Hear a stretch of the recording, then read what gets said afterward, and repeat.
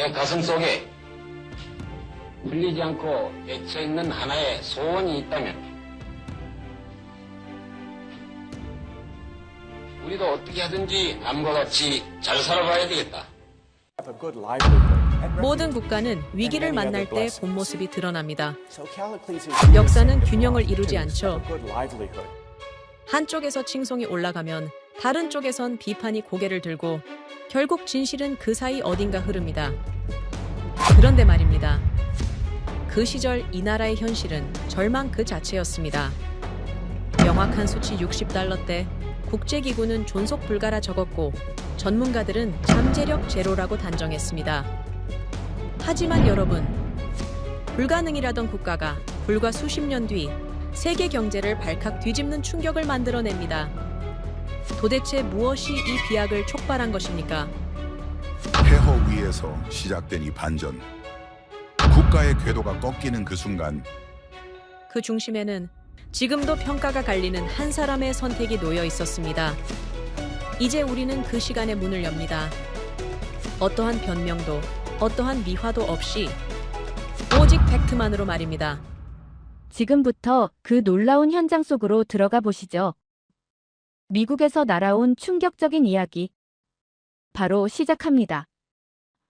그리고 지금 어디에서 시청하고 계신지 댓글로 남겨주세요. 여러분의 이야기도 듣고 싶습니다. 그 전에 잠깐 1초 만에 누를 수 있는 좋아요 버튼을 꾹 눌러주시면 영상 제작에 큰 힘이 됩니다. 그럼 바로 사연 시작하겠습니다. 여러분, 질문 하나 드리겠습니다. 원조 없이는 살 수 없던 나라. 북극에서 바나나가 열릴 확률만큼 불가능하다고 평가받았던 나라. 세계은행마저 포기했던 그 나라. 그런 나라가 30년 후 원조를 주는 나라가 될 수 있을까요? 전 세계는 말도 안 된다고 했습니다. 그런데 말입니다. 한국은 해냈습니다. 보란듯이 말입니다. 안녕하세요. 제 이름은 리처드 로버츠라고 합니다. 저는 불가능을 믿지 않는 사람이었습니다. 그런데 딱 한 나라가 제 모든 상식을 뒤집어 놓았죠. 저는 1960년대 후반 CNN에서 아시아에서 가장 주목받는 국가를 취재하라는 임무를 받았습니다. 솔직히 말씀드리면 저는 일본 특파원을 원했어요. 당시 일본은 고도 성장을 이루며 세계의 주목을 받고 있었고 도쿄는 올림픽 이후 완전히 다른 모습으로 변하고 있었거든요. 하지만 본사의 결정은 달랐습니다. 한국 특파원 발령이 떨어진 순간 저는 솔직히 실망했어요. 한국이라니. 전쟁의 상처가 아직 남아있고 미국 정부 원조로 겨우 연명하는 나라 아닙니까? 그렇게 저는 서울행 비행기에 몸을 실었습니다. 김포공항에 도착했을 때 제가 본 풍경은 예상했던 그대로였어요. 낡은 건물들과 비포장도로가 이어지고 있었고 공항 주변에는 아직도 전쟁의 흔적이 남아있었습니다. 택시를 타고 시내로 들어가는 길에 저는 창밖을 바라보며 생각했죠. 여기서 이렇게까지 가난한 나라를 취재해야 한다니. 하지만 호텔에 짐을 풀고 거리로 나섰을 때 뭔가 이상한 걸 느꼈습니다. 사람들의 눈빛이 달랐어요. 그들은 가난했지만 죽어있지 않았습니다. 새벽부터 거리를 청소하는 사람들이 있었으며 공사장에서는 밤늦게까지 불이 켜져 있었어요. 노동자들이 땀을 흘리며 벽돌을 나르고 시멘트를 붓는 모습을 보면서 저는 생각했습니다. 어쩌면 이 나라에는 제가 모르는 무언가가 있는 게 아닐까. 그날 밤 호텔방으로 돌아와서 침대에 앉았습니다. 노트를 펼친 뒤 오늘 본 것들을 정리하기 시작했어요. 저는 마음을 다잡았죠. 며칠 후 저는 서울 시내를 본격적으로 돌아다니기 시작했습니다. 그때 제가 본 현실은 충격 그 자체였어요. 1인당 국민소득 67달러. 이건 제 아버지의 주말 골프 비용보다 적은 금액이었습니다. 거리에서 저는 아이들이 미군 부대에서 나온 잔반통을 뒤지는 모습을 목격했어요. 그 장면을 카메라에 담으면서 저는 생각했죠. 이 나라가 정말 일어설 수 있을까? 유럽뿐만 아니라 미국의 경제학자들도 한국을 이미 포기한 상태였습니다. 세계은행 보고서에는 냉정한 평가가 적혀 있었어요. 한국은 원조 없이는 생존할 수 없는 국가다. 뉴욕타임즈의 한 칼럼니스트는 더 냉정한 비유를 사용했습니다. 한국이 경제 발전에 성공할 확률은 북극에서 바나나가 열릴 확률과 같다는 내용이었죠. 하지만 그 무렵 이 나라에는 다른 생각을 가진 한 남자가 있었습니다. 그의 이름은 박정희. 어떤 이들은 그를 경제 발전의 설계자라 평가하고 어떤 이들은 권위주의 지도자라 비판합니다. 하지만 부인할 수 없는 사실이 하나 있습니다. 그의 18년이 이 나라의 500년을 압축했다는 것. 저는 오늘 여러분께 감정을 배제하고 오직 사실만을 전하려 합니다. 칭찬도 비난도 아닌 제가 직접 목격한 기록만을 말입니다. 저는 그의 첫 연설문을 자료로 접했을 때 솔직히 회의적이었어요. 우리는 가난하지만 가난을 숙명으로 받아들일 수는 없다는 내용이었습니다. 이게 무슨 실현 가능한 계획입니까? 1960년대 초반 박정희는 제1차 경제개발 5개년 계획을 발표했습니다. 목표는 간단했어요. 5년 안에 연평균 경제성장률 7.1%를 달성한다. 당시 세계은행과 국제통화기금의 반응은 냉담했습니다. 불가능하다. 한국에는 자본도 기술도 경험도 없다. 하지만 제가 청와대 주변을 취재하면서 알게 된 사실이 있습니다. 박정희는 밤낮 없이 경제보고서를 읽고 있었어요. 경제통계, 산업현황, 외환보유고, 그는 모든 숫자를 외우고 있었고 매일 밤 계산기를 두드리고 있었습니다. 참모들의 증언에 따르면 각하는 잠을 자지 않는 것 같다는 평가였죠. 저는 한국은행 앞을 지나가다가 한 무리의 사람들을 보았습니다. 그들은 차관 협상을 위해 외국 은행가들을 기다리고 있었어요. 그들의 표정에는 절박함이 가득했습니다. 저는 그때 깨달았어요. 이 사람들은 정말로 살아남기 위해 싸우고 있구나. 며칠 후 저는 서울대학교 경제학과 교수 몇 분을 인터뷰할 기회가 있었습니다.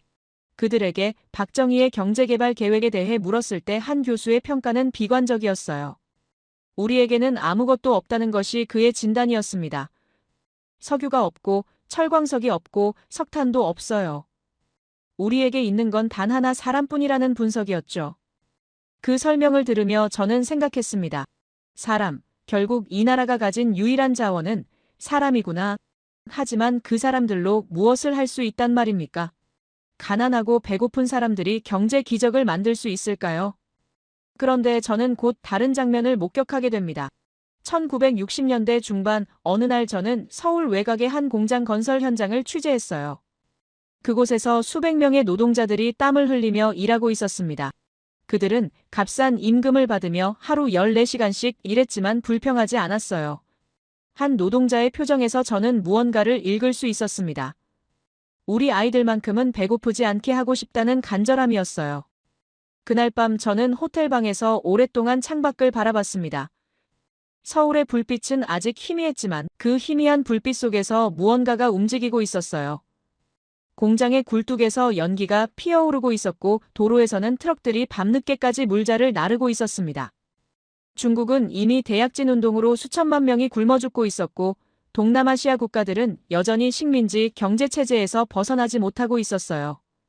하지만 한국은 달랐습니다. 이 나라는 아무것도 없었지만 멈추지 않고 있었어요. 세월이 흐른 어느 날 저는 박정희의 한 연설을 직접 취재할 기회가 있었습니다. 그는 전국의 기업인들을 청와대로 불러 모았어요.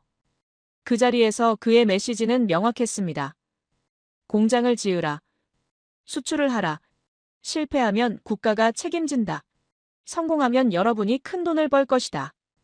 저는 그 자리에 모인 기업인들의 표정을 지켜봤습니다. 그들 중 누구도 웃지 않았어요. 모두가 진지했고 모두가 긴장하고 있었습니다. 이건 농담이 아니구나. 이건 정말로 생존을 건 도박이구나. 며칠 후 저는 한 섬유공장 기공식을 취재했습니다. 그곳에서 박정희는 직접 삽을 들고 첫 땅을 팠어요. 그의 손에는 굳은 살이 베어 있었고 그의 눈빛은 강철처럼 단단했습니다. 저는 그 순간 느꼈어요. 이 남자는 진심이다. 이 남자는 정말로 이 나라를 바꾸려고 하고 있다. 오늘날 돌이켜보면 그때가 시작이었습니다.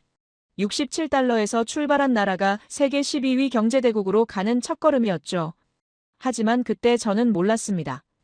이 작은 나라가 모두를 위해 무엇을 증명할지, 자원이 없어도 의지만 있으면 불가능을 가능으로 바꿀 수 있다는 것을 말입니다. 시간이 지나며 저는 서울 거리를 다시 걸었습니다. 몇 년 전과 비교하면 확실히 달라진 게 있었어요. 판잣집이 조금씩 사라지고 연립주택이 들어서기 시작했고 전기불이 켜진 집이 늘어나고 있었습니다. 아이들은 새 교복을 입고 학교에 갔고 거리에는 희망이라는 단어가 조금씩 보이기 시작했어요. 하지만 이것은 시작에 불과했습니다. 박정희의 진짜 승부수는 이제부터였으니까요. 서미와 가발로는 선진국이 될 수 없다. 우리에게 필요한 건 철강이다. 중화학공업이다. 그는 이미 다음 계산을 시작하고 있었습니다. 저는 그날 밤 노트를 펼쳤습니다. 한국은 살아있다는 문장을 적었어요. 이 나라는 죽지 않았다. 정말로 이 나라가 기적을 만들어낼 수 있을까? 아직 확신은 없었지만 한 가지는 분명했습니다. 우리 땅의 사람들은 절대 포기하지 않고 있었고 그들의 눈빛 속에는 내일을 향한 불씨가 살아 숨쉬고 있었습니다. 제가 목격한 건 단순한 경제 계획이 아니었어요. 한 민족 전체가 생존을 위해 일어서는 순간이었습니다. 1960년대 중반, 박정희는 한 가지 결정을 내렸습니다.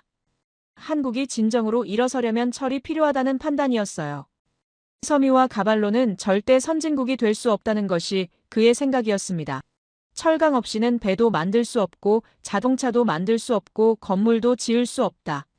애초에 산업화라는 것 자체가 불가능하다는 계산이었죠. 저는 청와대에서 열린 경제회의를 취재할 기회가 있었습니다. 그날 회의실에는 대한민국 최고의 경제 전문가들이 모여 있었어요. 서울대학교 경제학과 교수들, 한국은행 총재, 산업은행장. 그들은 모두 한국 경제의 미래를 설계하는 사람들이었습니다. 박정희가 제철소 건설 계획을 꺼냈을 때 회의실 분위기가 충격에 빠졌습니다. 한 경제학 교수의 분석에 따르면 제철소 건설에는 최소 2억 달러가 필요하다는 것이었어요. 하지만 당시 한국의 외환 보유고는 고작 1억 달러, 제철소 하나 짓는데 필요한 돈의 절반밖에 되지 않았습니다. 공과대학 교수의 평가는 더욱 냉정했습니다. 기술이 없다는 것이 그의 진단이었어요.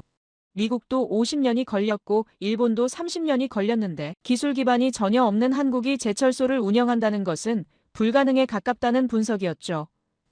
게다가 철광석도 없고 석탄도 없는데 어디서 철을 만들 것이냐는 질문이 나왔습니다. 저는 그 자리에 앉아서 전문가들의 표정을 지켜봤어요. 그들은 모두 고개를 저었습니다. 각하, 이건 너무 무리라는 것이 회의실 전체의 분위기였어요. 생각해보면 그들의 판단이 틀린 것은 아니었습니다. 객관적으로 봤을 때 한국이 제철소를 짓는다는 것은 정말로 불가능해 보였으니까요. 하지만 박정희는 창밖을 한참 동안 바라보다가 지도를 펼쳤습니다. 경상북도 포항을 가리키며 그는 단호한 결정을 내렸어요. 없으면 만들면 되고 기술은 배워오면 되고 자본은 빌리면 된다. 철이 없으면 산업도 없고 산업이 없으면 나라도 없다는 것이 그의 논리였습니다. 저는 그날 밤 호텔방으로 돌아와서 취재 내용을 정리하면서 생각했어요. 이 남자는 정말 미쳤구나. 하지만 동시에 이런 생각도 들었습니다. 어쩌면 이런 미친 결단이 없으면 가난한 나라는 영원히 가난할 수밖에 없는 게 아닐까? 며칠 후 더 큰 소식이 들려왔습니다. 한국 정부가 세계은행에 제철소 건설 차관을 신청했다는 내용이었어요. 저는 곧바로 세계은행 서울 사무소로 달려갔습니다. 그곳에서 만난 한 경제 전문가의 반응은 냉담했어요. 한국은 제철소를 운영할 능력이 없다는 것이 세계은행의 공식 입장이었습니다. 세계은행의 평가 보고서를 보면서 저는 파헤쳐 볼수록 절망적이라는 생각이 들었어요. 철 한 톤도 생산해 본 적 없는 나라, 제철 기술자가 한 명도 없는 나라, 철광석과 석탄을 전량 수입해야 하는 나라. 이런 나라가 제철소를 짓는다는 것은 경제적 자살 행위라는 것이 그들의 결론이었습니다. 결국 세계은행은 차관 신청을 거절했습니다. 저는 그 소식을 듣고 청와대 앞을 지나가다가 한 참모가 황급히 들어가는 모습을 봤어요. 그의 표정에는 좌절이 가득했습니다. 세계은행마저 포기한 제철소. 이제 한국은 어떻게 할 것인가? 그런데 박정희는 포기하지 않았습니다. 그는 다른 방법을 찾기 시작했어요. 미국 철강 회사들에게 접촉했지만 모두 거절당했습니다. US 스틸, 베들레헴 스틸, 세계를 이끄는 철강 기업들이 한국을 믿지 않았어요. 한국, 위험 부담이 너무 크다는 것이 그들의 평가였습니다. 독일의 크루프사도 마찬가지였습니다. 기술 이전은 어렵다는 답변이 돌아왔어요. 6개월 동안 한국 정부는 전 세계를 돌아다니며 협상했지만 모든 곳에서 거절당했습니다. 그리고 마지막 선택지가 남았습니다. 일본. 저는 그 소식을 들었을 때 이런 상황에서도 일본의 손을 벌려야 한다는 사실이 얼마나 고통스러울지 느낄 수 있었어요. 불과 20년 전까지 한반도를 지배했던 나라. 위안부와 강제징용의 상처가 아직도 생생한 나라. 그 나라에게 돈을 빌린다는 것은 국민들에게 어떻게 설명할 수 있을까? 1960년대 후반 한일 국교 정상화 협상이 본격화되었습니다. 저는 서울 시내의 대학생들이 쏟아져 나오는 모습을 취재했어요. 굴욕 외교 반대, 매국 외교 중단하라. 거리는 최루탄 가스로 뒤덮였고 학생들은 일본과의 협상을 제2의 을사늑약이라고 불렀습니다. 박정희 정권은 심각하게 흔들렸습니다. 저는 청와대 근처에서 밤늦게까지 불이 켜진 집무실을 바라봤어요. 그 안에서 박정희는 무슨 생각을 하고 있을까? 국민의 반대와 나라의 미래 사이에서 그는 어떤 선택을 할까? 결국 한일 기본조약이 체결되었습니다. 일본은 한국에 무상 3억 달러, 유상 2억 달러, 그리고 민간 차관 3억 달러를 제공하기로 합의했어요. 총 8억 달러. 당시 한국 국가 예산의 2배가 넘는 말도 안 되는 금액이었습니다. 거리의 항의는 계속됐지만 박정희는 이미 다음 수를 두고 있었습니다. 그가 한일협정 자금의 사용처를 발표했을 때 사람들은 놀랐어요. 포항제철, 경부고속도로, 소양강댐, 돈은 소비가 아니라 건설로 흘러갔습니다. 저는 일본 도쿄로 출장을 갔습니다. 그곳에서 야하타 제철의 회장 이나야마 요시히로를 만날 기회가 있었어요. 그는 일본 철강업계의 전설이었습니다. 한국의 제철소 계획에 대한 그의 평가를 듣고 싶었어요. 이나야마의 반응은 의외였습니다. 그는 한국의 열정을 높이 샀어요. 자원도 기술도 없지만 살아남으려는 의지만큼은 강력하게 느껴진다는 것이 그의 말이었습니다. 하지만 동시에 그는 경고했어요. 제철소는 단순한 공장이 아니라 국가의 혈관이다. 실패하면 한국 경제 전체가 무너질 수 있다. 과거 일본도 메이지 유신 이후 제철소 건설에 30년이 걸렸다는 것이 그의 설명이었습니다. 기술 축적과 인력 양성에는 시간이 필요하다. 한국이 그 시간을 견딜 수 있을지가 관건이라는 분석이었죠. 하지만 결국 일본은 한국을 도와주기로 결정했습니다. 이나야마의 결단이 큰 역할을 했어요. 그는 한국의 젊은 기술자들을 일본으로 불러들여 교육시키기 시작했습니다. 저는 그 광경을 취재하면서 생각했어요. 미국이었다면 이렇게까지 도와줬을까? 1960년대 말 경상북도 포항에서 공사가 시작되었습니다. 저는 그곳을 처음 방문했을 때의 광경을 아직도 기억해요. 작은 어촌 마을이었던 포항이 거대한 공사장으로 변하고 있었습니다. 수천 명의 노동자들이 땀을 흘리며 일하고 있었고 바다를 매립해서 제철소 부지를 만들고 있었어요. 현장을 지휘하던 기술자들의 눈빛이 인상적이었습니다. 그들 중 대부분은 일본에서 몇 년간 훈련받고 돌아온 젊은이들이었어요. 평균 나이 30대 초반, 그들은 밤낮 없이 일했습니다. 한 기술자의 노트를 본 적이 있는데 거기에는 일본어로 빼곡하게 기술 내용이 적혀 있었어요. 공사는 점진적으로 진행되었습니다.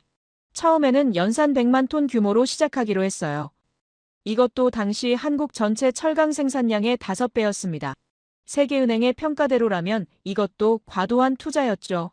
하지만 박정희는 이미 다음 단계를 계획하고 있었습니다. 1973년 6월, 저는 포항제철소 준공식을 취재하기 위해 다시 포항을 찾았습니다. 4년간의 공사 끝에 드디어 첫 쇳물이 나올 예정이었어요. 그날 포항에는 전국에서 사람들이 몰려들었습니다. 오후 2시 용광로에 불이 붙었습니다. 저는 카메라를 들고 그 순간을 담았어요. 1500도의 뜨거운 열기 속에서 쇳물이 흘러나오기 시작했습니다. 붉게 달아오른 절이 주형 속으로 흘러들어가는 순간 현장에 있던 모든 사람들이 환호성을 질렀어요. 저는 그 순간 주변 사람들의 표정을 봤습니다. 어떤 노동자는 울고 있었고 어떤 기술자는 무릎을 꿇고 기도하고 있었어요. 한 기술자는 뜨거운 쇳물을 바라보며 몸을 떨고 있었습니다. 그 떨림이 기쁨인지 감격인지 저는 구분할 수 없었어요. 박정희도 그 자리에 있었습니다. 그는 쇳물을 한참 동안 바라보다가 천천히 고개를 숙였어요. 그의 어깨가 미세하게 떨리는 것을 저는 봤습니다. 상상 그 이상의 감격이 그곳에 있었어요. 그날 밤 포항의 하늘은 붉게 물들었습니다. 제철소의 불빛이 밤하늘을 밝히고 있었어요. 저는 호텔방에서 그 불빛을 바라보며 노트에 이렇게 적었습니다. 오늘 한국은 철의 나라가 되었다. 세계은행이 불가능하다던 일을, 미국이 거절했던 일을 한국은 해냈다. 그 한 줌의 쇳물이 훗날 무엇이 될지 저는 그때 몰랐습니다. 조선 산업의 뿌리가 되고 자동차 산업의 기반이 되고 건설 산업의 혈액이 될 줄은요. 포항제철은 단순한 공장이 아니었어요. 한국이 스스로 일어설 수 있다는 증명이었습니다. 며칠 후 저는 서울로 돌아와서 다시 서울대학교를 찾았습니다. 몇 년 전 불가능하다고 평가했던 그 교수들을 만나고 싶었어요. 그들 중 한 분은 솔직하게 인정했습니다. 우리가 틀렸다는 것을. 계산으로는 불가능했지만 의지로는 가능했다는 사실을 말이에요. 포항제철의 첫 쇳물은 단순한 철이 아니었습니다. 그것은 한국인의 자존심이었고 박정희의 도박이었고 한 나라가 다시 태어나는 순간이었어요. 그날 이후 한국은 더 이상 원조를 구걸하는 나라가 아니었습니다. 스스로 만들어내는 나라가 되었죠. 이 변화가 얼마나 혁명적인 것이었는지 아십니까? 철 한 톤 못 만들던 나라가 이제 철로 배를 만들고 차를 만들고 빌딩을 세우기 시작한 겁니다. 1960년대 후반 포항제철의 쇳물이 흘러나온 직후였습니다. 박정희는 또 다른 불가능한 계획을 꺼내들었어요. 경부고속도로, 서울에서 부산까지 428km를 잇는 길. 당시 한국에는 제대로 된 포장도로도 없었는데 고속도로라니. 저는 그 소식을 듣고 솔직히 어이가 없었습니다.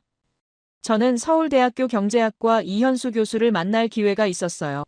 그는 한국 산업경제를 연구하는 학자였고 박정희의 경제정책을 가까이서 지켜본 사람이었습니다. 이 교수와 함께 서울 시내를 걸으며 저는 물었어요.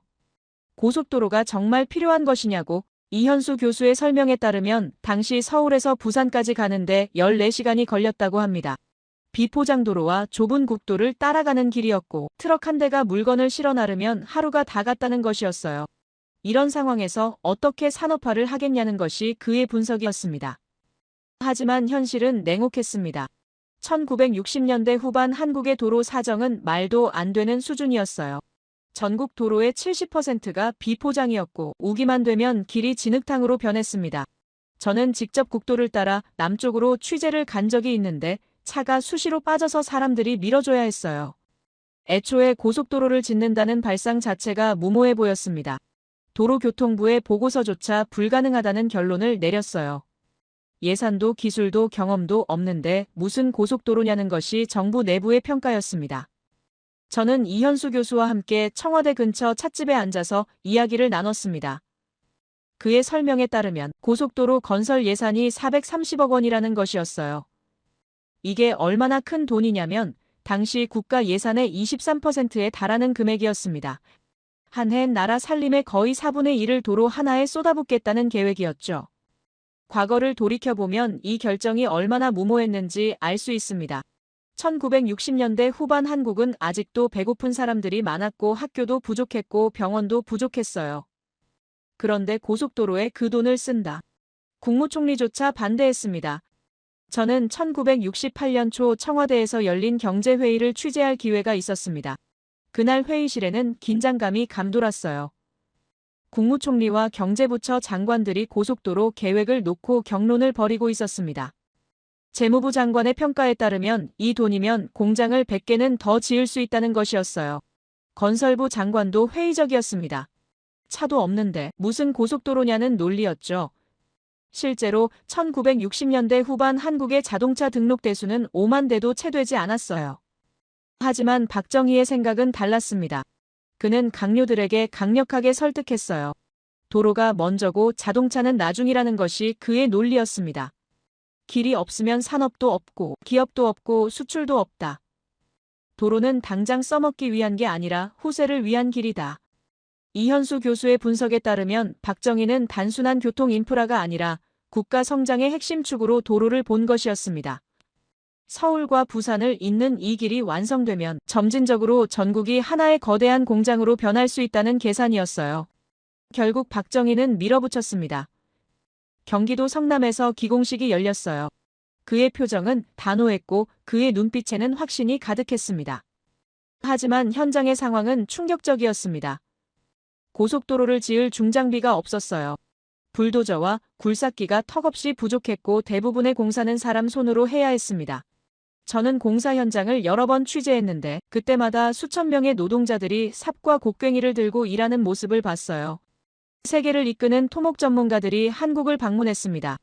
영국의 한 기술자는 현장을 둘러본 후 냉소적인 평가를 한국은 미쳤다. 이 공사는 최소 7년은 걸린다. 독일 전문가는 더 단호했습니다. 중장비도 없이 고속도로를 짓겠다는 것은 불가능이라는 분석이었죠. 저는 이현수 교수와 함께 공사 현장을 방문했습니다. 그곳에서 우리는 노동자들이 산을 깎아내는 모습을 봤어요. 곡괭이로 바위를 쪼개고 삽으로 흙을 퍼나르고 있었습니다. 이 교수는 제게 이렇게 설명했어요. 한국에게는 중장비 대신 사람이 있다는 것이 8만 명이 넘는 노동자들이 이 도로에 매달려 있다는 것이 이런 상황에서도 가장 어려운 구간이 남아 있었습니다. 터널, 산을 관통하는 터널을 뚫어야 했는데 한국에는 터널을 파는 장비가 없었어요. 전문가들은 다시 한번 불가능을 외쳤습니다. 하지만 한국은 해냈습니다. 곡괭이와 다이너마이트로 터널을 뚫기 시작한 것이에요. 저는 그 광경을 직접 취재했습니다. 노동자들이 산속에 들어가서 손으로 바위를 깨고 다이너마이트로 폭파하고 다시 손으로 돌을 치우는 작업을 반복했어요. 한 터널 구간에서 저는 밤늦게까지 일하는 노동자들을 봤습니다. 그들은 헤드랜턴을 켜고 어둠 속에서 일하고 있었어요. 땀과 먼지로 범벅이 된 얼굴, 굳은 살로 가득한 손. 그들의 눈빛에는 포기라는 단어가 없었습니다. 이현수 교수는 제게 한국인의 특성에 대해 설명했어요. 한국 사람들은 불가능하다고 하면 오히려 더 악착같이 달려든다는 것이, 이것이 전쟁을 겪은 세대의 생존 본능이라는 것이, 생각해보면 그 말이 맞았습니다. 공사가 시작된 지 1년이 지났을 때 외국 언론들이 주목하기 시작했습니다. 한국이 정말로 해내고 있다는 소식이 퍼진 것이에요. 저는 뉴욕타임즈 본사에 기사를 보냈습니다. 장비 없이 손으로 고속도로를 짓는 나라, 믿기 어렵지만 사실이다. 1969년 중반 공사는 빠르게 진행되고 있었습니다. 저는 이현수 교수와 함께 공사 구간을 따라 남쪽으로 내려갔어요. 성남에서 천안으로, 천안에서 대전으로, 대전에서 대구로 428km 전 구간에서 동시에 공사가 진행되고 있었습니다. 대구 근처 한 구간에서 저는 놀라운 광경을 목격했습니다. 여성 노동자들이 돌을 나르고 있었어요. 머리에 바구니를 이고 계단을 오르내리며 일하는 모습이었습니다. 이 교수의 설명에 따르면 남자들이 부족해서 여성들도 공사에 투입되었다는 것이었어요. 저는 그날 밤 대구의 한 여관에서 이현수 교수와 긴 대화를 나눴습니다. 그는 제게 이렇게 설명했어요. 모든 사람이 이 길 위에 자신의 미래를 걸었다는 것을 말이죠. 1970년 초여름 공사가 막바지에 접어들었습니다. 2년 5개월, 외국 전문가들이 7년 일하던 공사를 한국은 절반도 안 되는 시간에 끝내려 하고 있었어요. 저는 매주 현장을 취재했습니다. 마지막 구간들이 하나둘씩 연결되고 있었어요. 미국이었다면 어땠을까요? 저는 종종 그런 생각을 했습니다. 미국이라면 최신 장비를 동원해서 더 빠르게 지었을까요? 아마도 그랬을 겁니다. 하지만 미국에는 한국만큼 절박한 이유가 없었을 거예요. 시간이 흘러 경부고속도로 준공식이 열렸습니다. 저는 이현수 교수와 함께 그 역사적인 순간을 지켜봤어요. 서울에서 부산까지 428km, 2년 5개월 만에 완공. 세계 토목사의 새로운 기록이 세워진 순간이었습니다. 박정희는 개통식에서 직접 차를 몰고 고속도로를 달렸습니다. 저는 취재 차량에 타고 그 뒤를 따라갔어요. 시속 100km로 달리는 차 안에서 저는 창밖을 바라봤습니다. 불과 2년 전만 해도 이곳은 비포장도로였고 진흙탕이었어요. 그런데 지금은 시원하게 뻗은 아스팔트 위를 달리고 있었습니다. 이 차이가 한국 경제를 완전히 바꿀 것이라고, 물류 비용이 급감하고 기업들이 빠르게 전국으로 확장할 것이라고 말했습니다. 그의 예측은 정확했습니다. 1971년 한국의 GDP 성장률은 8.8%를 기록했어요. 전년도 대비 2배 성장이었습니다. 경부고속도로를 따라 공장들이 들어서기 시작했고 서울-대구-부산을 잇는 제조업 벨트가 활성화되었습니다. 유럽뿐만 아니라 아시아 전역에서 한국의 고속도로 건설을 연구하기 시작했고 어떻게 이렇게 빠르게 지었느냐는 질문이 쏟아졌어요. 저는 그때마다 대답했습니다. 한국에는 장비 대신 의지가 있었다고, 돈 대신 절박함이 있었다고 말이죠. 1970년대 초반 경부고속도로는 한국 경제의 상징이 되었습니다. 외국 기업들이 한국을 방문할 때 가장 먼저 보여주는 것이 이 도로였어요. 우리는 할 수 있다는 증명이었고 우리는 빠르게 변하고 있다는 메시지였습니다. 경부고속도로는 단순한 교통 인프라가 아니었어요. 그것은 한국이 스스로 일어설 수 있다는 증명이었고 불가능을 가능으로 바꾼 기록이었으며 한 나라가 달리기 시작한 출발선이었어요. 이 길 위에서 한국의 미래가 달리기 시작했습니다. 그리고 그 속도는 누구도 예상하지 못한 빠르기였죠. 경부고속도로가 완공된 직후였습니다. 한국은 철도 만들고 길도 만들었지만 여전히 가난했어요. 공장을 돌릴 돈이 없었고 기술을 사올 외화가 부족했습니다. 저는 청와대 경제회의를 취재하면서 한국 정부의 고민을 알게 되었어요. 돈이 필요하다. 달러가 필요하다. 저는 이현수 교수와 함께 한국은행 앞을 지나가다가 외환보유고 현황판을 봤습니다. 숫자가 턱없이 부족했어요. 이 교수의 설명에 따르면 중화학공업을 본격화하려면 최소 10억 달러 이상의 외화가 필요하다는 것이었습니다. 하지만 한국에는 그 돈이 없었어요. 섣불리 외국 차관만 끌어오기에는 한계가 있었습니다. 이미 일본에서 많은 돈을 빌렸고 세계은행도 회의적이었어요. 그렇다면 한국은 어떻게 외화를 벌 것인가? 박정희는 두 가지 결정을 내렸습니다. 하나는 독일로 사람을 보내는 것. 또 하나는 베트남에 군대를 보내는 것. 1960년대 초반부터 독일 파견이 시작되었습니다. 저는 서울역에서 독일행 기차를 타는 젊은이들을 취재한 적이 있어요.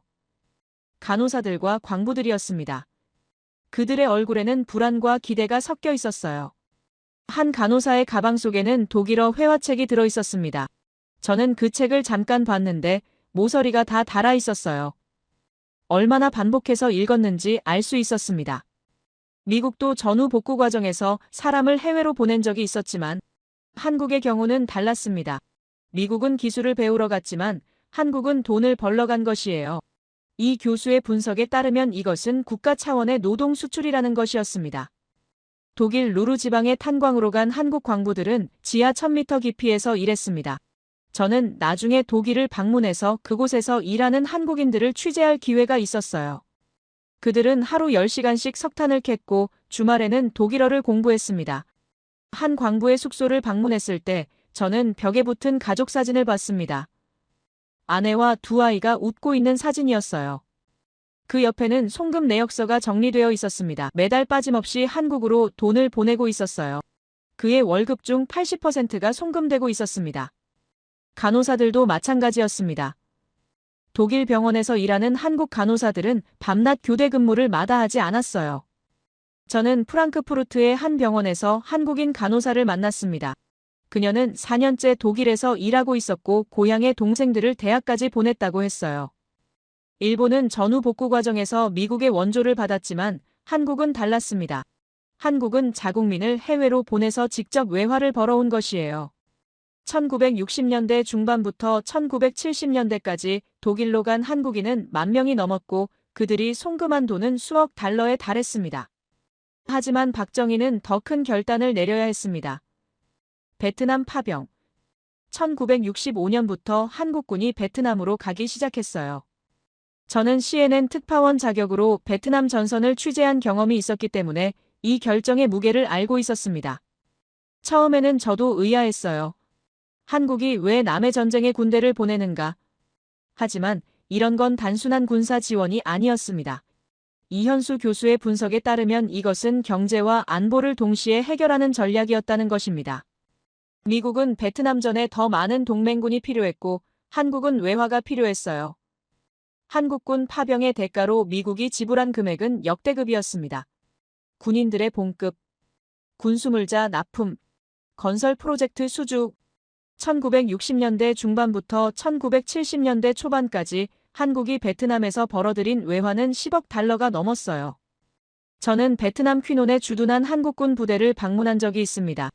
그곳에서 만난 한국군 장교의 눈빛이 아직도 기억나요. 그는 조국을 위해 여기 왔다는 확신이 있었습니다.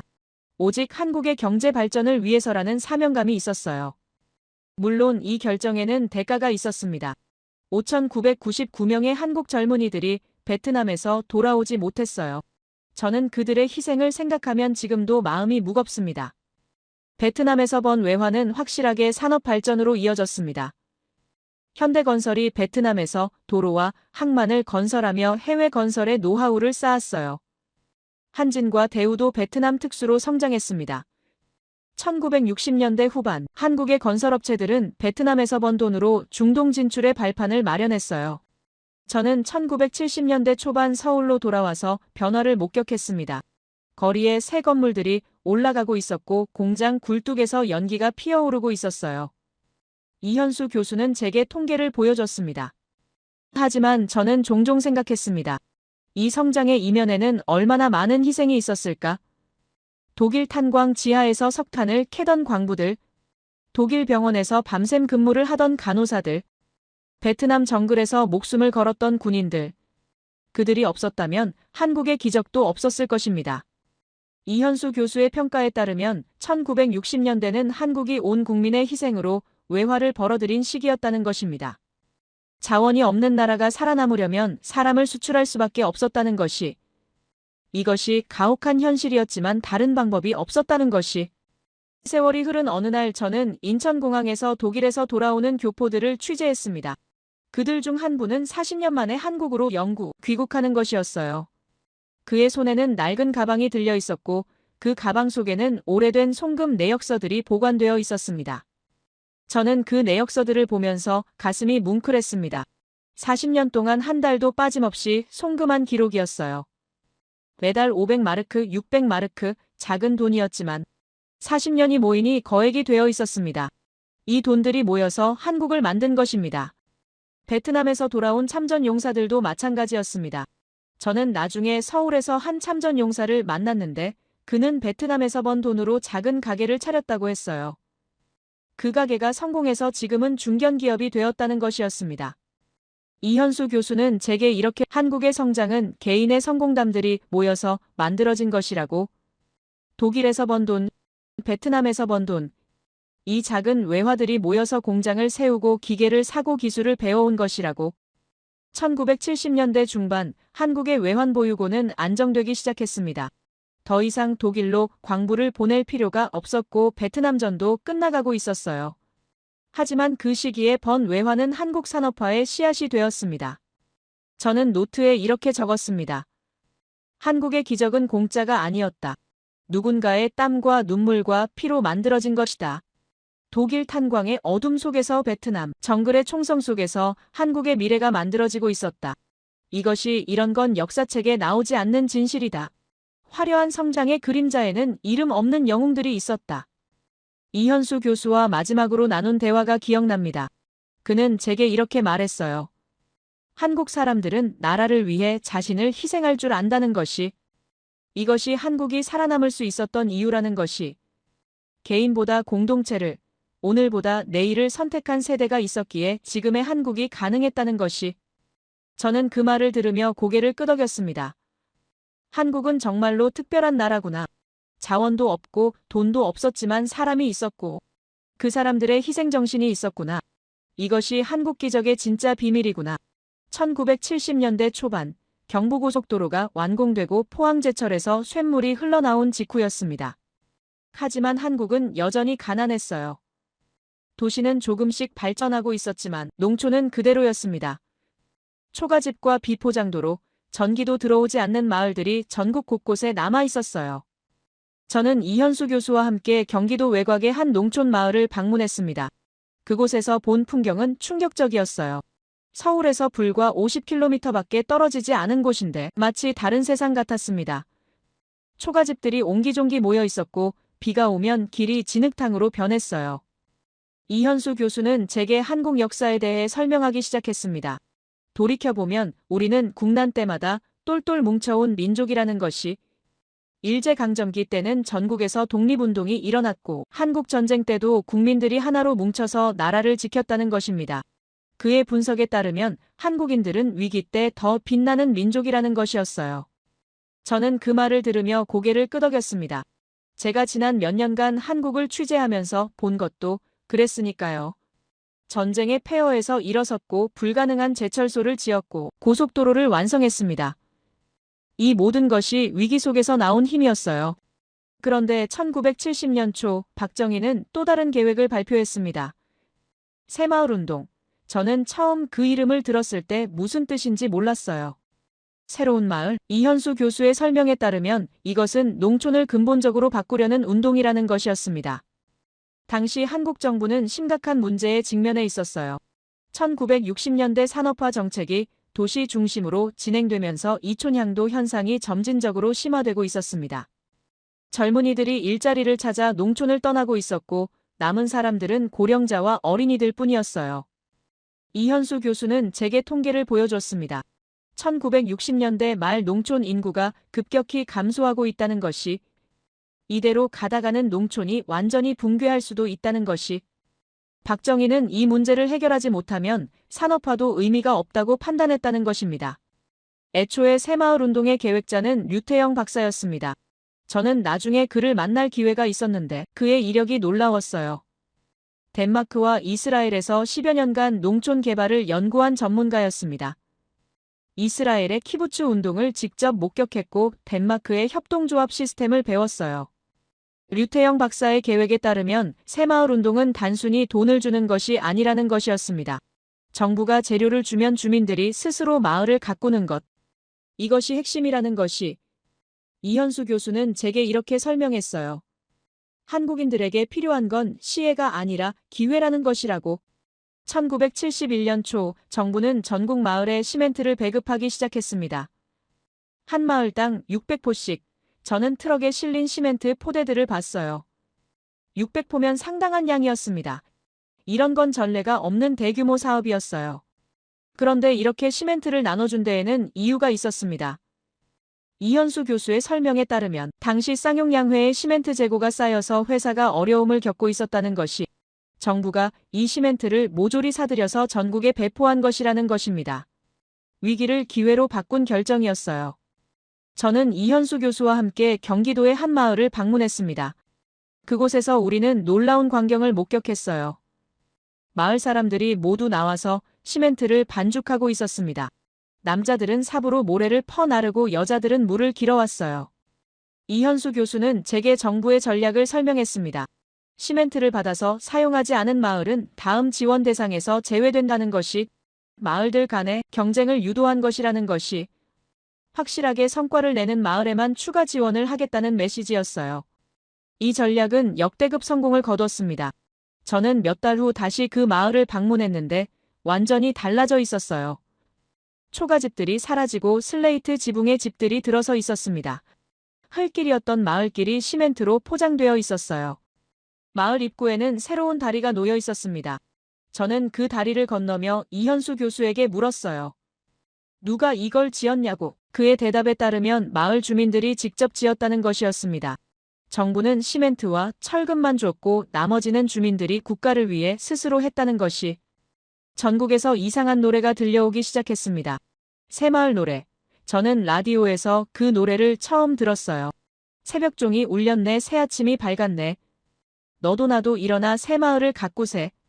박정희가 직접 작사했다는 노래였습니다. 미국도 전후 복구 과정에서 농촌 개발 운동을 했지만 한국의 새마을 운동과는 달랐습니다.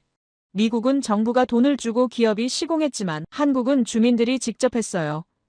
이현수 교수의 분석에 따르면 이것이 새마을 운동의 핵심이라는 것이었습니다. 저는 충청도의 한 마을을 취재했습니다. 그곳에서 마을 이장을 만났어요. 그는 새마을 모자를 쓰고 있었고 손에는 명단이 들려 있었습니다.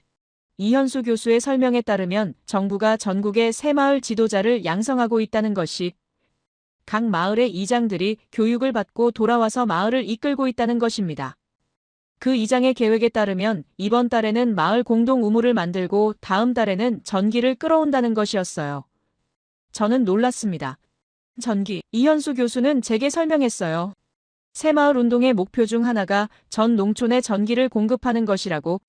몇 달 후 저는 다시 그 마을을 찾았습니다. 밤에 도착했는데 마을에 불이 켜져 있었어요. 전기가 들어온 것입니다. 마을 사람들이 모두 나와서 환호하고 있었습니다. 어떤 할머니는 울고 있었고 어떤 아이는 전깃불을 신기한 듯 바라보고 있었어요. 이현수 교수는 제게 이렇게 말했습니다. 이것이 한국 농촌의 근대화라는 것이, 전기 하나로 삶이 완전히 바뀐다는 것이, 이제 아이들이 밤에도 공부할 수 있고 라디오를 들을 수 있고 텔레비전도 볼 수 있게 되었다는 것입니다. 일본은 메이지 유신 이후 농촌 근대화에 50년이 걸렸습니다. 하지만 한국은 새마을 운동으로 불과 10년 만에 전국 농촌을 바꿔놓았어요. 이현수 교수의 분석에 따르면 이것은 주민들의 자발적 참여 덕분이라는 것이었습니다. 1970년대 중반 저는 전국을 돌아다니며 새마을 운동을 취재했습니다. 경상도의 한 마을에서는 주민들이 산을 깎아서 과수원을 만들고 있었어요. 전라도의 한 마을에서는 공동 작업장을 지어서 농기계를 함께 사용하고 있었습니다. 강원도의 한 산골 마을을 방문했을 때 저는 감동했습니다. 그곳은 접근하기도 어려운 오지였는데 마을 사람들이 직접 길을 내고 있었어요. 곡괭이와 삽으로 산을 깎아서 차가 다닐 수 있는 길을 만들고 있었습니다. 이현수 교수는 제게 새마을 운동의 본질을 설명했습니다. 이것은 단순히 마을을 예쁘게 꾸미는 것이 아니라는 것이, 한국인들의 의식을 바꾸는 정신혁명이라는 것이, 가난을 숙명으로 받아들이지 않고 스스로 바꿔나가는 힘을 기르는 것이라는 것입니다. 1970년대 후반 새마을 운동의 성과가 가시화되기 시작했습니다. 전국 농촌에서 초가집이 거의 사라졌어요. 이현수 교수의 설명에 따르면 조선시대부터 이어져 온 초가집이 10년 만에 역사 속으로 사라진 것이라는 것이, 이것은 생각해보면 엄청난 변화였습니다. 저는 새마을 운동 이전과 이후의 사진들을 비교해봤습니다. 같은 마을인데 완전히 다른 모습이었어요. 초가집과 흙길이었던 마을이 슬레이트 지붕과 시멘트 길로 바뀌어 있었습니다. 전신주가 서 있었고 가로등이 설치되어 있었어요. 오직 한국만이 이런 방식으로 농촌 개발에 성공했습니다. 이현수 교수의 분석에 따르면 다른 개발도상국들은 정부 주도로 했지만 한국은 주민 주도로 했다는 것이, 이것이 결정적 차이라는 것입니다. 그런데 새마을 운동에는 또 다른 의미가 있었습니다. 저는 이현수 교수와 함께 한 마을의 새마을 회의에 참석했어요. 그곳에서 놀라운 장면을 목격했습니다. 과거 양반 가문의 후손과 평민 가문의 후손이 함께 앉아서 마을 일을 논의하고 있었어요. 이현수 교수는 제게 조용히 설명했습니다. 새마을 운동이 한국 농촌의 암묵적 신분제를 무너뜨리고 있다는 것이, 과거에는 양반과 평민이 따로 살았지만 이제는 함께 일하고 함께 결정한다는 것이, 이것이 진정한 민주화라는 것입니다. 1970년대 말 새마을 운동은 도시로 확대되었습니다. 저는 서울의 한 동네를 취재했는데 주민들이 골목길을 청소하고 꽃을 심고 있었어요. 새마을 정신이 농촌을 넘어 전국으로 퍼지고 있었습니다. 세계가 한국의 새마을 운동에 주목하기 시작했습니다.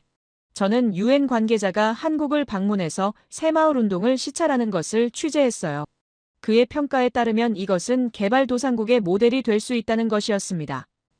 이현수 교수는 제게 통계를 보여줬습니다.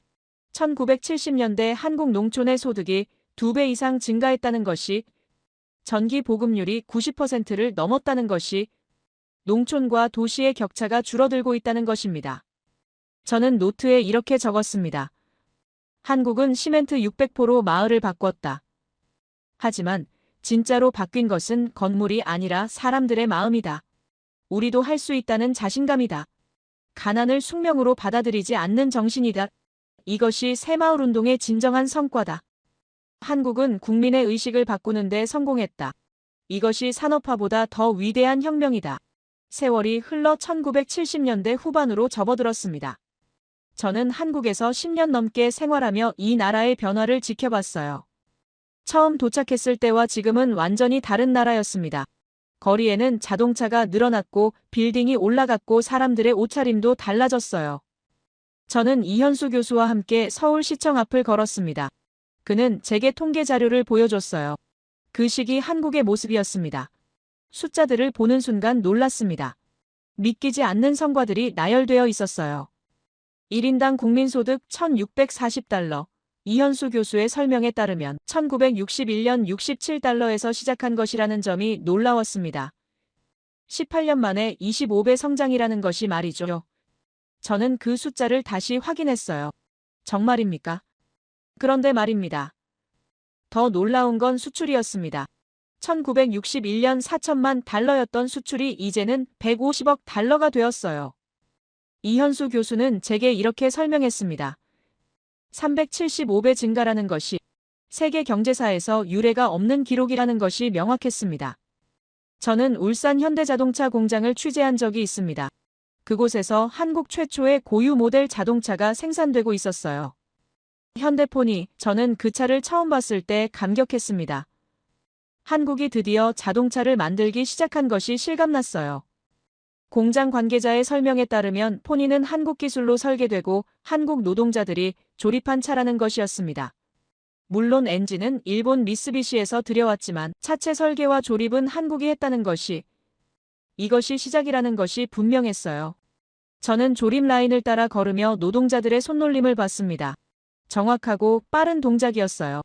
그들의 노력이 한 대 한 대 차를 완성시키고 있었습니다. 이현수 교수는 제게 이렇게 말했어요.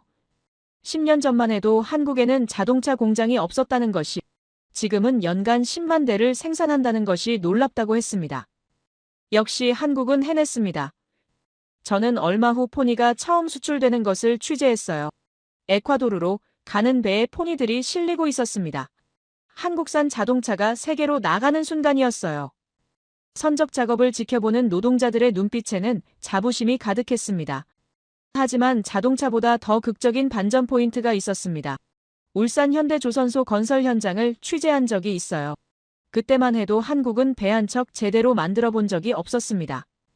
이현수 교수의 설명에 따르면 당시 현대는 배를 만들어 본 경험도 없는데 26만 톤짜리 유조선을 수주했다는 것이 조선소도 없이 배를 먼저 팔아버린 것이라는 점이 믿기지 않았습니다. 저는 그 얘기를 듣고 어이가 없었어요. 공장도 없는데 주문을 받았다니. 하지만 한국은 정말로 해냈습니다. 몇 년 후 현대조선소가 완공되었고 첫 배가 진수되었어요. 저는 그 장면을 직접 취재했습니다. 26만 톤급 유조선이 바다로 미끄러져 들어가는 순간 현장에 있던 모든 사람들이 환호했어요. 그로부터 시간이 흐른 후 이현수 교수는 제게 놀라운 소식을 전했습니다. 한국이 조선업에서 세계 2위가 되었다는 것이 일본 다음이라는 것이 확인되었어요. 저는 믿을 수 없었습니다. 불과 몇 년 전만 해도 배 한 척 못 만들던 나라가 말이죠. 중국도 일본도 유럽도 놀랐습니다. 한국의 조선소들이 세계 시장을 석권하고 있었어요. 이현수 교수의 분석에 따르면 한국 조선업의 비결은 속도와 가격이라는 것이 같은 배를 더 빠르게 더 싸게 만든다는 것이 이것이 한국의 경쟁력이라는 점이 명확했습니다. 저는 거제도의 한 조선소를 방문했습니다. 그곳에서 동시에 여러 척의 배가 건조되고 있었어요. 수천 명의 노동자들이 용접을 하고 철판을 붙이고 있었습니다. 밤낮 없이 돌아가는 조선소, 한국의 저력이 거기에 있었어요. 한국은 또 하나의 도전에 나섰습니다. 원자력, 이현수 교수는 제게 고리 원자력 발전소 건설 현장으로 안내했어요. 부산 근처 바닷가에 거대한 돔 건물이 올라가고 있었습니다. 관계자의 설명에 따르면 이것은 한국 최초의 원자력 발전소라는 것이 와닿았습니다. 저는 그 규모에 압도되었어요. 이렇게까지 큰 프로젝트를 한국이 추진하고 있다니 말입니다. 물론 기술은 외국에서 들여왔습니다. 캐나다와 미국의 도움을 받았어요. 하지만 건설은 한국 기업이 맡았고 운영도 한국 기술자들이 할 예정이었습니다. 이현수 교수의 평가에 따르면 이것은 한국이 첨단 기술 국가로 가는 첫걸음이라는 것이 분명했어요. 세월이 흘러 고리 원전 1호기가 가동을 시작했습니다. 저는 준공식을 취재했어요. 스위치가 켜지는 순간 발전소가 돌아가기 시작했습니다. 한국이 원자력 시대를 연 순간이었어요. 박정희는 그 자리에서 우리는 이제 에너지 자립의 길로 들어섰다고 선언했습니다. 이현수 교수와 함께 서울로 돌아오는 길에 저는 생각했습니다. 18년 전 67달러로 시작한 나라가 지금은 자동차를 만들고 배를 만들고 원자력 발전소를 돌리고 있다. 이게 정말 현실입니까? 결국 숫자가 모든 것을 증명했습니다. 저는 이현수 교수와 함께 한국은행을 방문해서 경제 통계를 확인했어요. 1960년 대비 그 당시 성장률이 나와 있었습니다. GDP 15배 성장, 수출 375배 증가, 1인당 소득 25배 상승이라는 것이 명확했어요. 이현수 교수는 제게 국제 비교 자료를 보여줬습니다. 같은 기간 다른 나라들의 성장률이었어요. 한국이 압도적이었습니다. 대만도 빨랐고 싱가포르도 좋았지만 한국만큼은 아니었어요. 이현수 교수의 분석에 따르면 한국의 꾸준함이 차이를 만들었다는 것이 와닿았습니다. 그와 함께 남산에 올라가서 서울 야경을 바라봤습니다. 불빛이 끝없이 이어지고 있었어요. 과거만 해도 희미했던 불빛이 이제는 밤하늘을 밝히고 있었습니다. 이 교수는 제게 조용히 말했어요. 이것이 한강의 기적이라는 것을 말이죠. 하지만 저는 알고 있었습니다. 이 기적에는 대가가 있었다는 것을. 독일 탄광에서 석탄을 캔 광부들, 베트남 정글에서 싸운 군인들, 공장에서 밤을 새운 노동자들, 고속도로를 손으로 만든 사람들. 이들의 노력과 희생이 이 불빛을 만든 것이 분명했습니다. 저는 포항제철소를 다시 방문했습니다. 첫 쇳물을 본 이후 몇 년 만이었어요. 제철소는 엄청나게 확장되어 있었습니다. 이현수 교수의 설명에 따르면 이제 연산 900만 톤을 생산한다는 것이 아시아 최대 규모라는 것이 실감났어요. 저는 용광로 앞에 서서 쇳물이 흘러나오는 것을 다시 봤습니다. 처음 봤던 그날의 감격이 떠올랐어요. 그때 울던 기술자들은 이제 자신감에 찬 전문가가 되어 있었습니다. 한국은 정말로 철의 나라가 된 것입니다. 이현수 교수는 제게 한국 경제의 구조 변화를 설명했습니다. 1960년대는 섬유와 신발이 주력이었다는 것이, 1970년대는 철강과 조선과 자동차가 주력이 되었다는 것이, 경공업에서 중화학공업으로 결실을 맺은 것이라는 점이 분명했어요. 저는 울산공업단지를 취재했습니다. 그곳에는 정유공장, 자동차 공장, 조선소, 화학공장이 모여 있었어요. 10년 전만 해도 농촌이었던 울산이 이제는 한국 최대의 공업도시가 되어 있었습니다. 굴뚝에서 연기가 피어오르고 배들이 부두에 정박해 있었어요.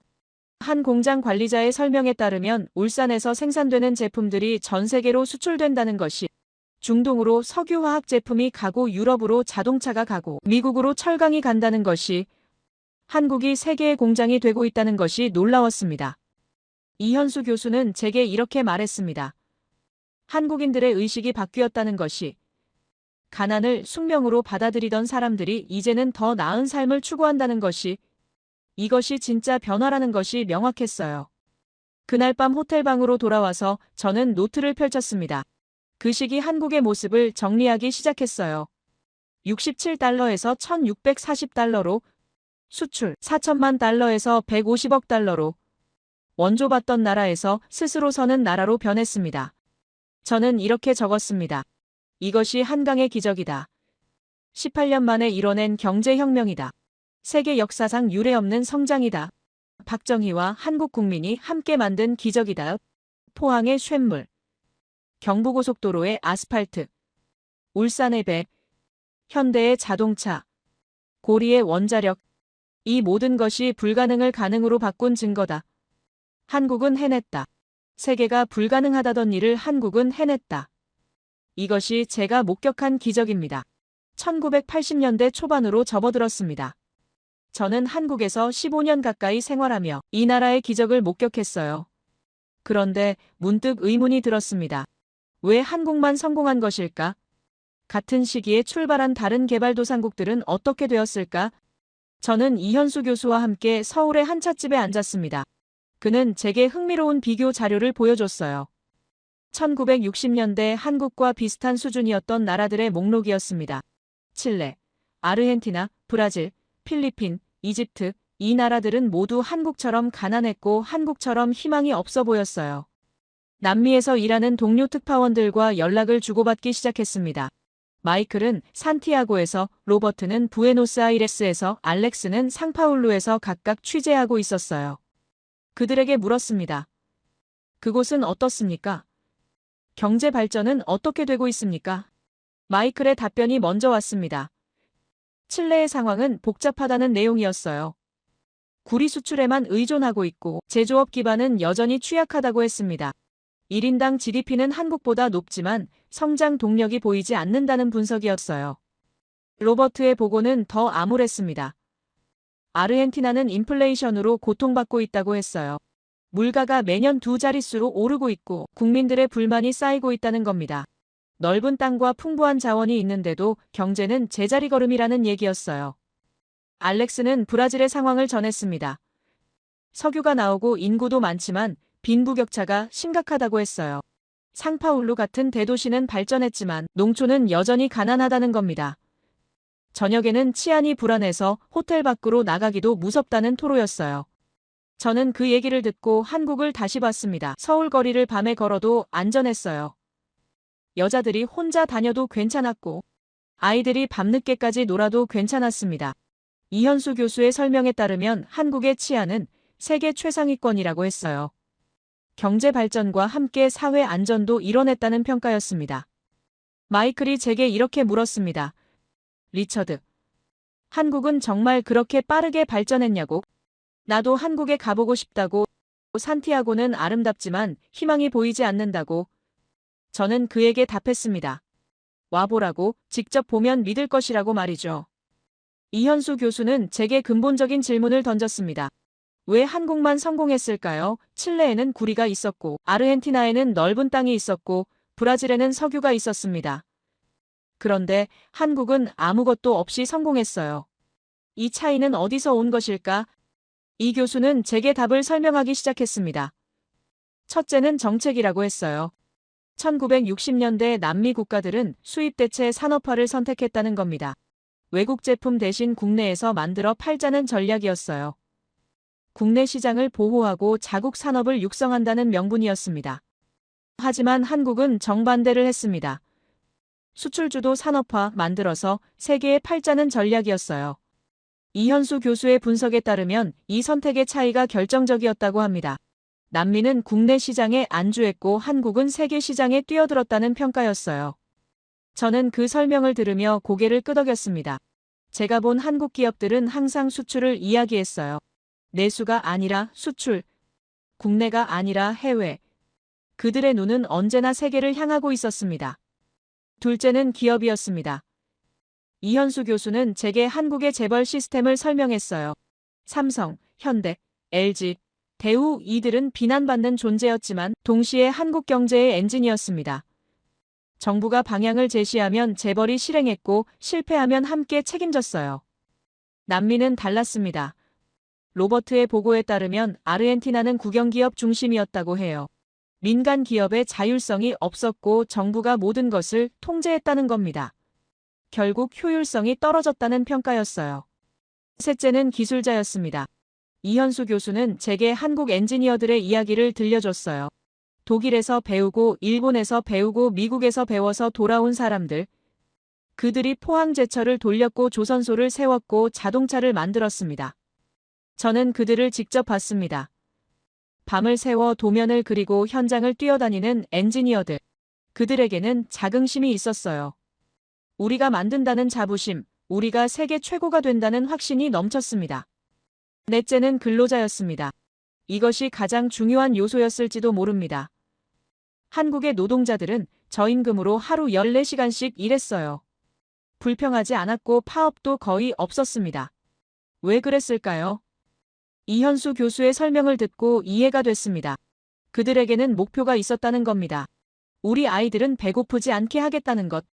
우리 세대는 가난하지만 다음 세대는 잘 살게 하겠다는 마음. 이 간절함이 한국을 움직인 힘이었다는 점이 와닿았어요. 저는 남미 동료들에게 이 이야기를 전했습니다. 마이클은 이렇게 답했어요. 칠레 노동자들에게는 그런 절박함이 없다고 했습니다. 구리만 팔면 먹고 살 수 있다는 안일함이 있다는 겁니다. 한국처럼 필사적이지 않다는 평가였어요. 이현수 교수는 제게 결정적 차이를 지적했습니다. 이 네 가지 고리가 모두 작동해야 한다는 겁니다. 정책, 기업, 기술자, 근로자 하나라도 끊어지면 실패하는 구조였어요. 남미에서는 이 고리가 끊어졌지만 한국에서는 네 개가 모두 맞물려 돌아갔다는 분석이 명확했습니다. 시간이 흐르며 그 차이는 더욱 명확해졌습니다. 저는 2000년대 초반의 통계를 봤어요. 한국의 1인당 GDP는 2만 달러를 넘었고 칠레는 5,000달러, 아르헨티나는 3,000달러 수준이었습니다. 1960년대에는 비슷했던 나라들이 이제는 완전히 다른 길을 가고 있었어요. 알렉스는 제게 이런 메시지를 보냈습니다. 브라질 정부가 한국의 경제 발전 모델을 연구하고 있다고 했어요. 한국에서 전문가를 초청해서 강의를 듣고 있다는 겁니다. 역전이 일어난 것입니다. 원조 받던 나라가 이제는 원조를 주고 가르치는 나라가 되었어요. 이현수 교수는 제게 더 놀라운 사실을 알려줬습니다. 한국이 OECD 개발원조위원회에 가입했다는 겁니다. 원조를 받던 나라에서 원조를 주는 나라로 완전히 바뀐 것입니다. 세계 역사상 이런 사례는 거의 없다는 설명이었어요. 저는 최근 몇 년간 한국의 변화를 지켜봤습니다. 한국 방산 기술이 세계를 놀라게 했어요. 폴란드가 한국 탱크를 샀고 호주가 한국 자주포를 샀습니다. 과거에는 무기를 사던 나라가 이제는 무기를 파는 나라가 되었어요. 반도체도 마찬가지였습니다. 삼성과 SK하이닉스가 세계 메모리 반도체 시장을 장악했어요. 이현수 교수의 설명에 따르면 한국 없이는 스마트폰도 컴퓨터도 만들 수 없다고 합니다. 한국이 세계 기술의 핵심이 되었다는 평가가 놀라웠습니다. 마이클이 최근에 제게 전화를 했습니다. 칠레 대통령이 한국을 국빈 방문한다는 겁니다. 한국의 산업화 모델을 배우러 간다고 하더군요. 그는 제게 이렇게 말했어요. 리처드, 1960년대에는 칠레가 한국보다 잘 살았는데 이제는 한국이 우리를 가르치는 나라가 되었다고 말입니다. 로버트도 비슷한 얘기를 했습니다. 아르헨티나 기업인들이 서울을 방문해서 한국 기업들을 벤치마킹하고 있다고 했어요. 한국의 기업 문화, 생산 시스템, 수출 전략을 배우고 있다는 겁니다. 세상이 완전히 바뀐 것입니다. 저는 이현수 교수와 마지막 대화를 나눴습니다. 그는 제게 이렇게 말했어요. 한국의 성공은 우연이 아니라고 했습니다. 정확한 정책 선택과 국민의 헌신과 기업의 모험과 기술자의 노력이 만든 필연이라는 겁니다. 이것이 한국 모델의 본질이라는 설명이 명확했어요. 하지만 그는 경고도 했습니다. 한국도 이제는 새로운 도전에 직면했다고 합니다. 저출산, 고령화, 양극화, 이 문제들을 해결하지 못하면 다시 추락할 수 있다는 겁니다. 과거의 성공이 미래를 보장하지는 않는다는 얘기였어요. 저는 그 말을 깊이 새겼습니다. 한국은 정말로 기적을 만들었어요. 67달러에서 3만 달러로, 원조 받던 나라에서 원조 주는 나라로, 세계 최빈국에서 세계 10위권 경제대국으로 올라섰습니다. 하지만 제가 본 것은 단순한 경제성장이 아니었습니다. 한 민족이 일어서는 과정이었어요. 굴뚝에서 피어오르는 연기, 고속도로를 달리는 트럭, 조선소에서 진수되는 배, 공장에서 쏟아지는 자동차, 이 모든 것이 한국인의 땀과 눈물로 만들어진 것입니다. 저는 오늘 여러분께 제가 목격한 기적을 전했습니다.